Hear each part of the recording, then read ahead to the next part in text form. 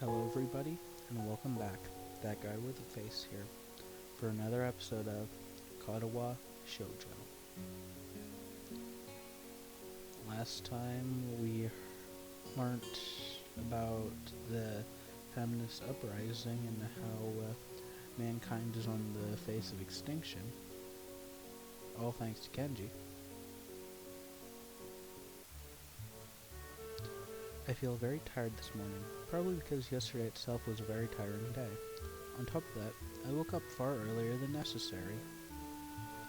After saying hi to Shizune and Misha, I start doing the work and as instructed from the board. It already looks like it's gonna be heavy. I don't have a problem with that, though. Shizune and Misha might jump on me trying to get an answer about whether or not I decided to join the student council, even if it's only been one day. I wouldn't put it past them to try, and I don't have an answer for them if they do, so this situation is convenient for me. About 10 minutes into class, Monica walks in and takes a seat, but no one looks at her. The teacher doesn't even comment on her lateness. He does, however, stop to say that we're going to break into groups again. I turn my head to see that Shizune and Misha are looking at me. Shizune gives me a smile that is equal parts cute and menacing. It is the smile that says, "We have you now. There is no escape." Hey Chan, it looks like we're together again. Yay, yay! Misha leans sideways while Shizune pushes her desk closer to mine. There really is no escape now unless I were to jump out the window. Jumping out the window isn't the best option, sadly. The 24 nursing staff isn't that reliable. ... What's wrong, Hichan? ... Oh, Hichan, have you been thinking about what you said about yesterday? You said that you would think about joining the student council, didn't you? It's okay, Hichan. We were talking about it after you left, and it would be rude to expect you to have already had an answer for us this early, right? Right? Wah ha ha ha ha ha ha ha ha. I'm so happy the two of you are able to have a laugh at my expense, and even more pleased to know that you both know how crazy the two of you can be. Now that that's over, Shizune snaps back into serious mode and smacks today's assignment with the back of her hand in an overly dramatic and important way. When I actually look at the stuff, it's mostly just reading. In fact, there are only two problems. I also want to say something about how her rush to get started seems a bit much, considering the small amount of work. In fact, Shizune probably knows how little there is and simply doesn't care. Yeah, it seems like the workload doesn't matter to her as much as the fact that there is work. The actual amount is unimportant. She approaches everything with the same level of ambition. While I'm reading, I let my eyes wander around the room and catch Hanako trying her hand at solving the problems. It looks like she's working alone. I can't remember seeing her working with other people before. Thinking back to how shy she is understandable. Hey, that girl over there. Who, Hichan? Her, Hanako, over there. Does she always work alone? I think so, Hichan. Do you feel sorry for her because she's alone? I was just thinking that maybe she could work with us or something. No, I don't think that would be a good idea, Hichan. Why not?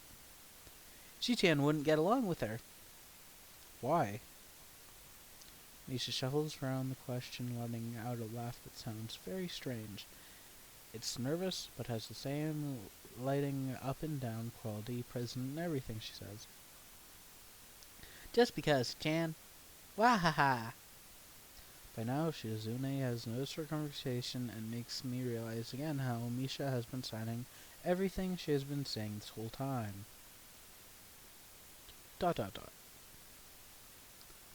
What, Chan? The friend of my enemy is my enemy? That sounds so harsh. I'm not gonna say that. You said it anyway.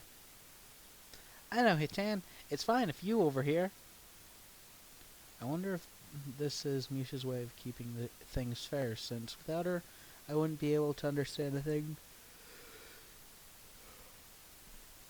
Shizune is saying, and vice versa.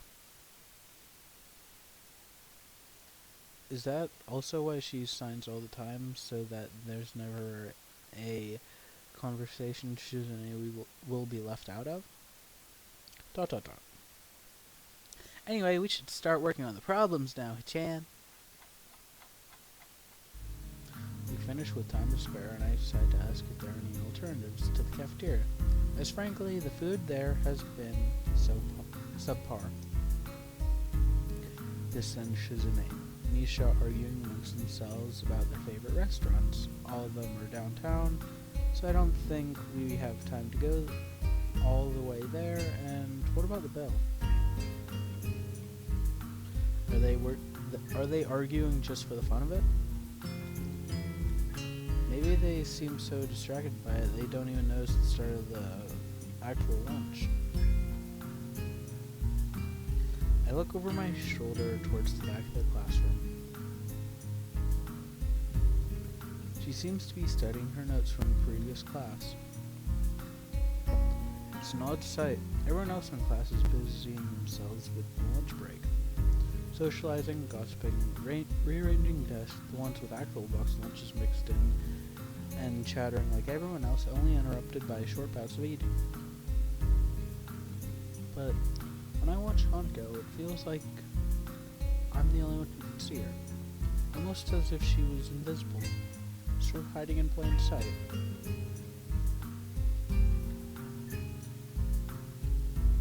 Is she being bullied? Is she isolating herself from the rest of the class on her own? Or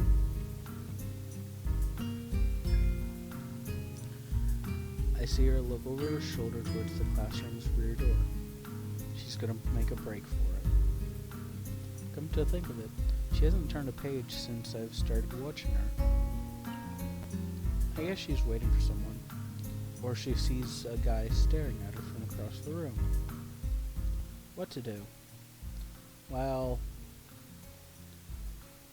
not the biggest fan of these two. So Hanako, we go! I still feel bad for making her run away yesterday, so I'd better say something. Hey there, Hanako. Hisao! Well, at least she remembers my name. Yeah, I just wanted to apologize for yesterday. I didn't mean to startle you or anything.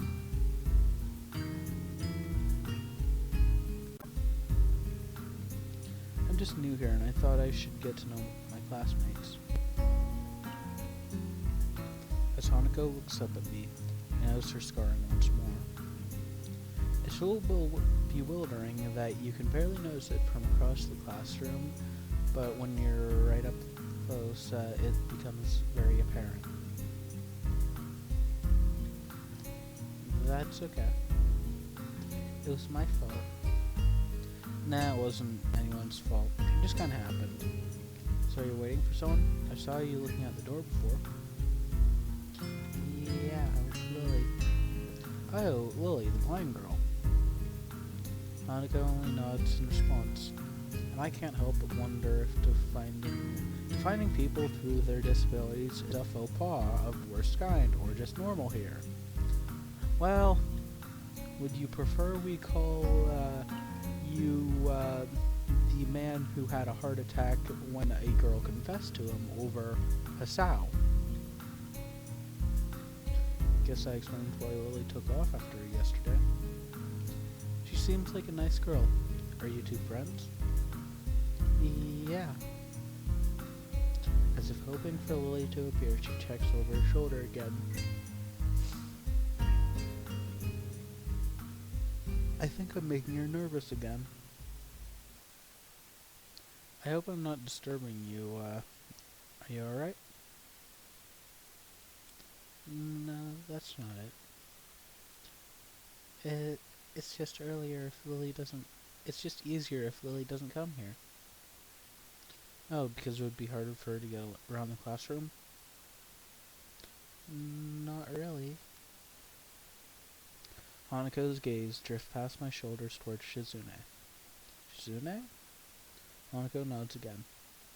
What about her? Don't they get along? What, don't the blind girl and the deaf girl have anything in common? Why don't they just have a nice sit down and have a long conversation?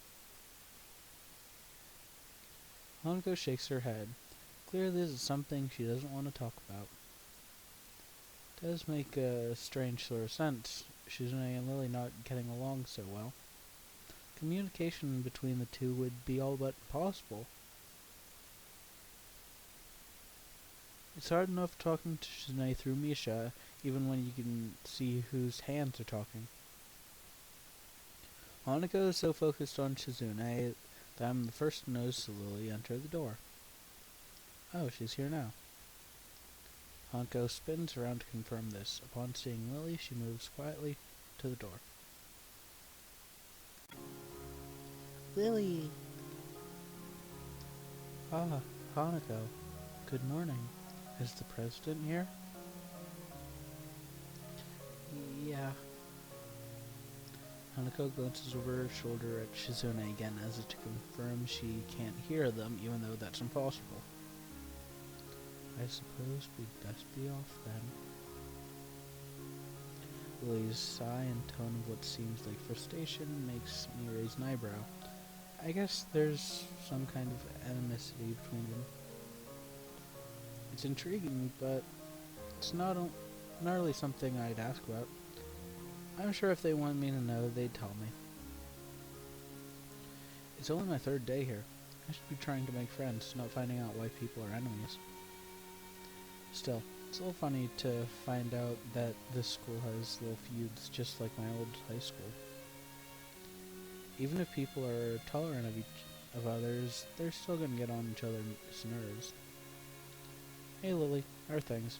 Sorry I made you run off yesterday. Oh my, is that Sal?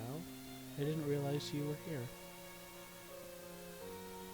Seems that Lily is a little embarrassed about being so frank in front of me. No, she's being Lily, not Frank. Sorry, Lily, I thought you realized.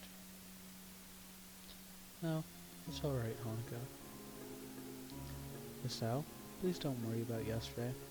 It was just a misunderstanding. If you say so, I'm still working this place out. Well then, I think you'll find most people here are a lot more forgiving than elsewhere. If you're feeling a little confused, please don't be afraid to ask questions. Sure, I'll remember that. Lily? Lily gives a small nod of acknowledgement. Sorry, Sal, but we must be off. Hanako really doesn't look all that comfortable here right now, and Lily seems a little embarrassed. I wonder if my apologies really made an impact. Mind if I accompany you two?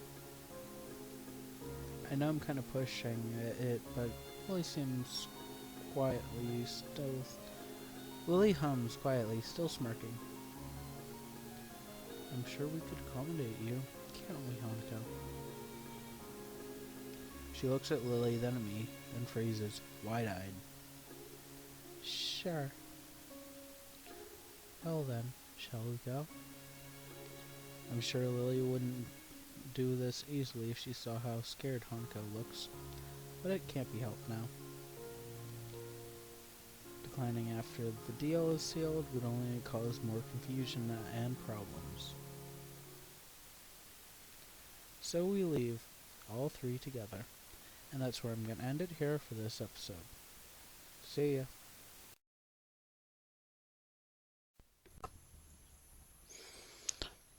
Thank you for watching this episode of Katawa Shoujo. I've been that guy with the face. If you would like to watch more, I'll leave the playlist on screen now. Don't forget to like and comment down below if you enjoyed. Thank you. Have a good day.